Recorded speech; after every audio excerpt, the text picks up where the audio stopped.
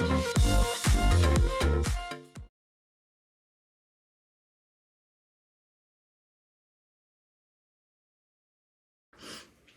morning. It is 6:15. I just got up. Elliot will be here by 8, so time to get ready. Outfit check. All right, free ride equestrian, Amazon or Etsy.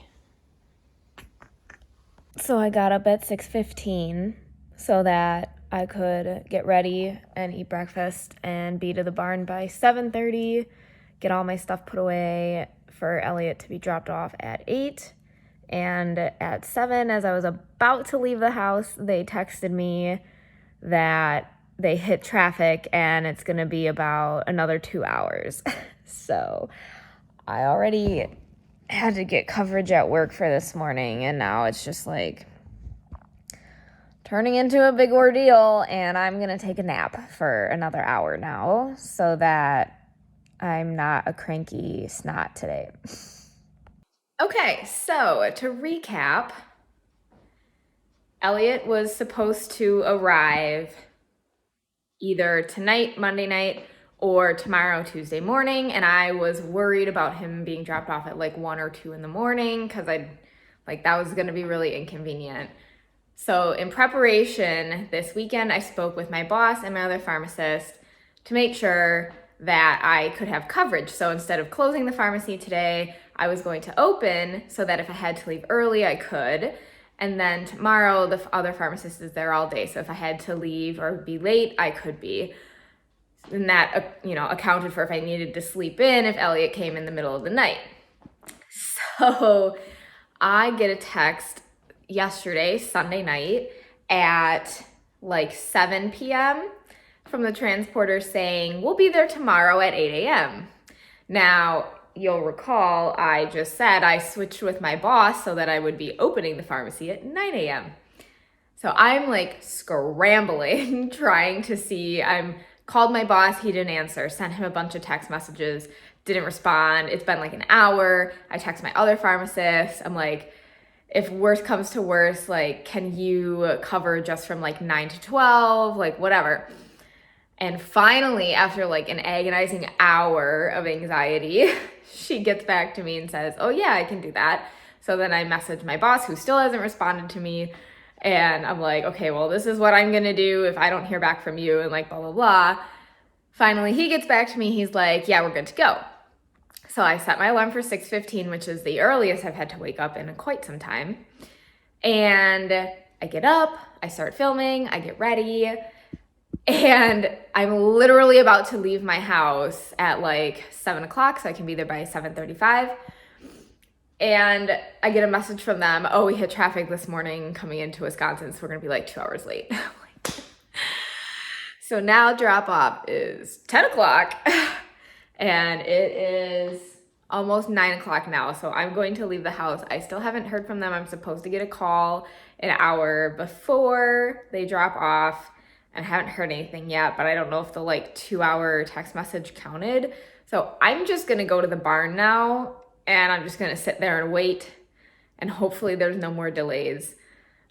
If he was coming at 8, that was giving me plenty of time to walk him, get him settled in, get all my stuff put away, and still be able to come home and shower and go to work and be there by noon.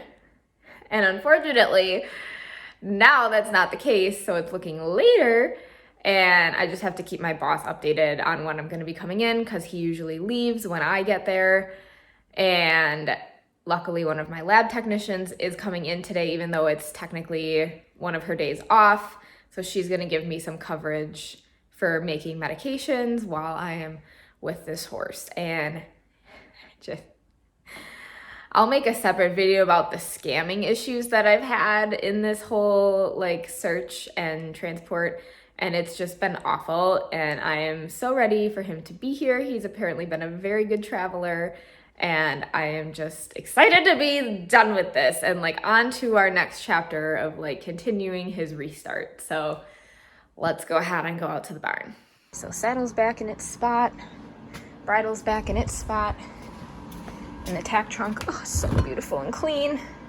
Minus my couple things for lunging. Yeah. Okay, I don't think it would surprise anybody that transport, I got there at 9:30 for drop off at 10 and they're still an hour away. And I messaged the person at their home office and I'm like, hey, are we still on for 10? She's like, yeah, I told them to message you when they're about an hour away, and that's the phone call I just got. I'm like, it is 10 o'clock. I don't know if there was like a time zone miscalculation or what, but now I'm going to Fleet Farm, so let's go to Fleet Farm.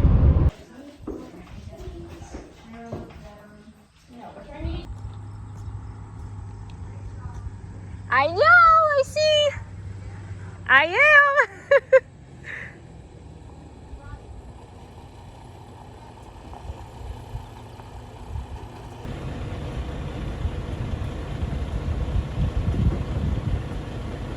There he is. Good boy. All right, Mr. Elliot is here. I did not get much footage because being the middle of the day, I was pretty much alone. There were vet appointments going on, so it was like super busy. But he was really good. He was a little strong coming off the trailer because he was the last one off from that very, very long trip. He had some grass. We got some pictures and video for the transporter, signed some paperwork, got him in his stall. I was gonna like walk him around or maybe lunge him in the indoor, but I didn't want to overwhelm him. He has his run attached to his stall, so he's just kind of self-walking right now, which is perfect. He's not like crying or anything. A couple of the other horses are in because of vet appointments, so he can see them and he can see the pastures. He's just kind of looking around.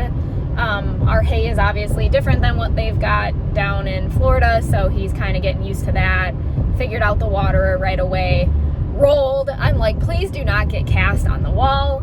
But he really loved the shavings. Oh my gosh. So I got him fly sprayed. I got his bell boots on. So we'll just have to see. He needs about 100 pounds, like minimum. I'm not going to ride him much because I'm not comfortable with how spiny he is right now. He might need a month of just groundwork because of how much weight he lost, you know, partially from the trip and partially because it was so hot in Florida that they were just sweating off all their weight. So it's only supposed to be in the 70s this week. And I'm hoping, you know, I'll get him on magnesium and grain and he'll have hay all the time. So hopefully he will figure out, and the other horses around him will hopefully help him figure out what he's doing and he'll settle in. So it's not the greatest vlog. I was hoping I'd have someone to film, but it is what it is. So I will keep you guys updated in his journey and we will see you in the next one.